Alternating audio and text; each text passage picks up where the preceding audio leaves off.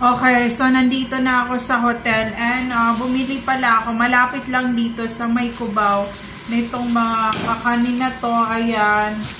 So, bumili ako ng kutsinta. Ayan, kutsinta. Tapos, bumili naman ako nito ng malagkit na ganito. Ayan. Ayan siya. Tapos, ganyan pa.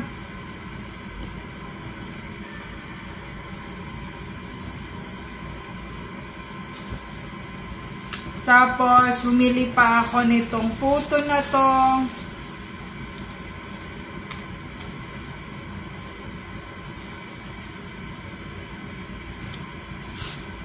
Tapos, bumili pa ako ng ginataan. Ayan.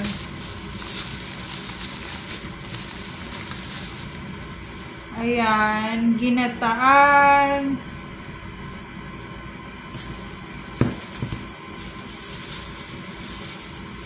Tapos, mga kakanin. Ayan. Umili ako ng iba't ibang kakanin. Pampaswerte to eh. Ayan, pampaswerte siya. And then, ayan, may chocolate flavor pa na ganito, na kakanin. Ano to eh, pampaswerte to. And also, para pumasok yung mga blessing, ganyan-ganyan. At umalis yung malas. And magiging sweet yung inyong years without enemy. So, ayun. Tapos, itong kasaba cake. So, ayun. Itong tikoy pala to eh. Itong tikoy. Lagi to sa mga festival fest. Sa mga New Year, lagi talaga ito kasi pampaswerte ito para mag-stick to one ang inyong love life. So, ayun.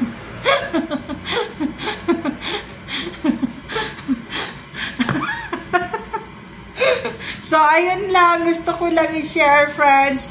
And kung merong ginataan sa China, merong ginataan. Ang original ng halo-halo ay hindi dito sa Pilipinas. Yun ay sa China. Yun, dati ang halo-halo ay binibigay lang sa mga emperor or sa mga queen or sa mga king or sa mga princess and prince and monarchy for their dessert. And ginagawa lang yung for the feast festival na ginaganap sa kanilang lugar sa China.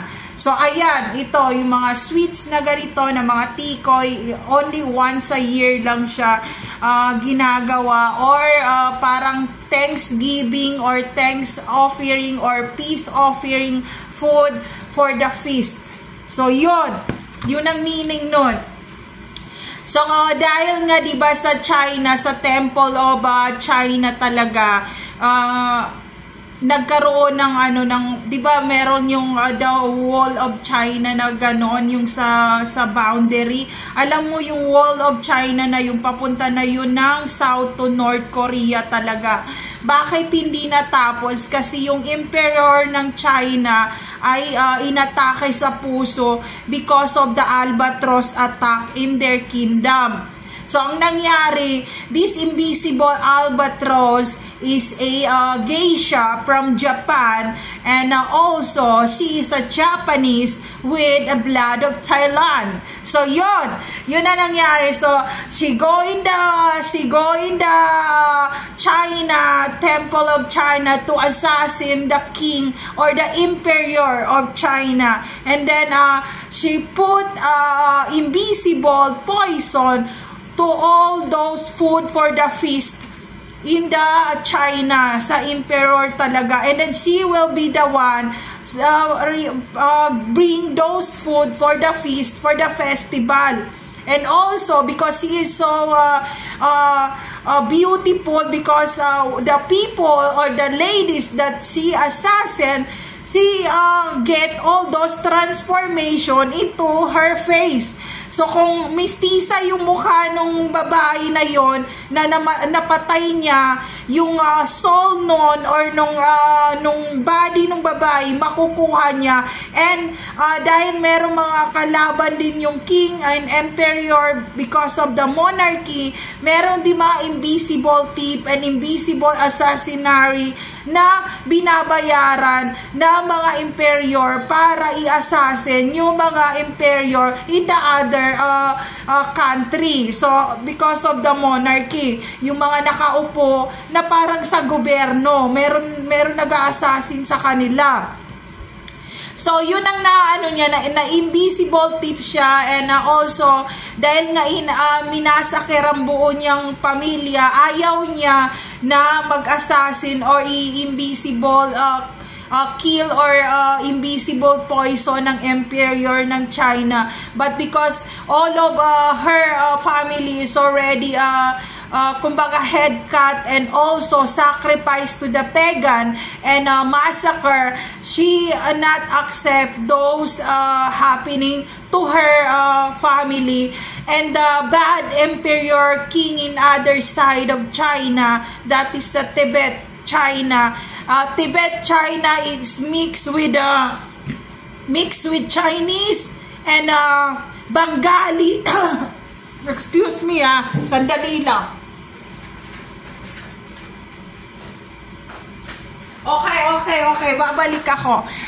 Mixed, the Emperor of China, Tibet is unorganized people, and sila yung mixed with Bengali, Pakistani, India, and mixed with Chinese. So sila yung pinaalis doon kasi sila ang napagbintangan sa Tibet, China.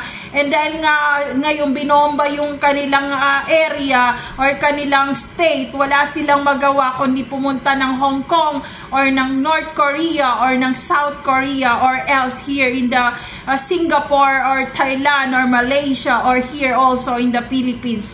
So ayun, kaya nahahati ngayon ng Chinese Tibet ngayon. So dahil meron din mga Pakistan, Bengali or India or Sri Lankan sa area, nag-mix na sila, bumabalik na rin sila sa mga country nila because of that happened. And the sample of that is the Monay, yung Monay na sa Negros na doon dinadala yung mga kumbaga mga anak na mga gobyerno dito sa Pilipinas, doon kinikidnap. Kung hindi sa Basilan, sa Monay, sa Belal, or sa taas ng doon sa pinakatuktok doon sa Cotabato City na sa south to north to Lumad nila dinadala, to Mindoro, to Batangas, to Baguio. So ayun, yun ang nangyayari ngayon, kaya nagkakagulo ngayon. So, nung time na yon, hindi na natapos yung Wall of China kasi yung king na mabait, yung king na nagpa-founding para magkaroon ng civilization or kumbaga country na i-metro city o ang buong China ay inassassin na nila because the poor happening to this all over the world is because of those bad king who sit in the throne right now in this all over the world. So ayun, gusto ko lagi kung Hai Pachoy, New Year, January ginaganap yon. So, ayun! Yun lang. Nangyari to nung bakit ako naging Sharpie sa pag-iisip ko. Kasi dati parang pag umupo ako, sasabihin ko sa asawa ko, sandali lang kasi nakalimutan ko. And bago matapos ang COVID, meron kaming nag-away kami ng sobra. And nung 2012, inuntog ko yung ulo ko sa wall. And then sabi niya sa akin, stop it na. Sabi ko, sobrang sakit talaga. Ina-attack pala ako ng frequency ng Boys to Skull. So, inuntog ko ng ganun yung ulo ko. And then sabi niya, stop it na. Kasi pag dumugo ang ulo mo, ako mapagbintangan. Ganyan-ganyan. Sabi ko, ayaw mo ako palabasin. Sabi ko, kasi pumunta ako ng Tandang Sora. Meron ako doon na tapos meron mga na kolorom na pulis, sinundan ako, and then nag-attack sila ng Boys to Skull. Pagdating namin ng Fairview, hindi ako agad pumasok sa Caloocan kasi sabi ko, may frequency ako, ganyan-ganyan. So, nandun kami sa abandoned apartment, ginaganon ko yung ulo ko, and then, sinabi ng asawa ko, tama na. Tapos pumunta ako ng East Avenue Hospital sa may Quezon Ave. Hindi nila ako inasikaso. Inuntog-untog ko yung ulo kong ganyan, and then hanggang dumugo yung ulo ko, and hanggang ngayon meron pa ditong ano talaga. And then nung time na inuntog-untog ko yung ulo ko, parang may nag-circle na rainbow sa ano ko, and then gumanon ako, sabi ko, tapos sabi niya, B, okay ka lang? Sabi ko, please get out. And then magmula nun, lagi na ako nag-i-English talaga.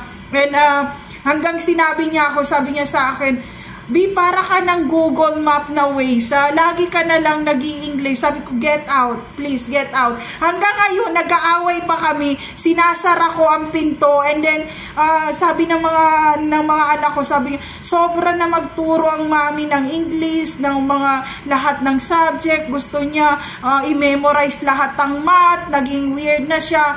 Simula nung 2012, kasi inumbok ko yung ulo ko, and then nagkaroon ako ng, hindi ang asawa ko nagganun-ganun sa akin, ako talaga din nga nagwawala ako.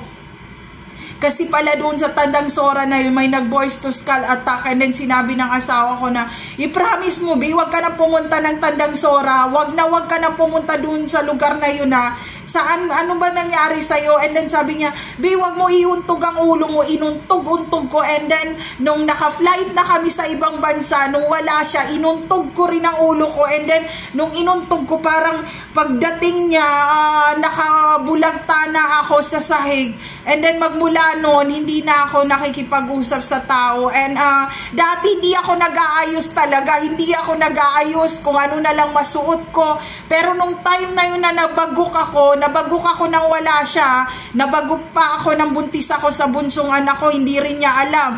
Tapos, ginano ko, sabi ko, B, patingin, ano nga nung ulo ko, sabi ko, may sugat ba? Sabi niya, dumugo ang ulo mo kasi nagganong-ganon ako, and then ginanong ko rin sa closet, and ginanong ko sa wall, sabi niya, B, tama na, B, sabi niya, uwi na tayo ng Pilipinas, sobra na yan, if ever na may mangyari sa'yo, ako ang pagbintangan. Sabi ko, sige na, sabihin mo na wala na ako dito sa mundo, ganyan.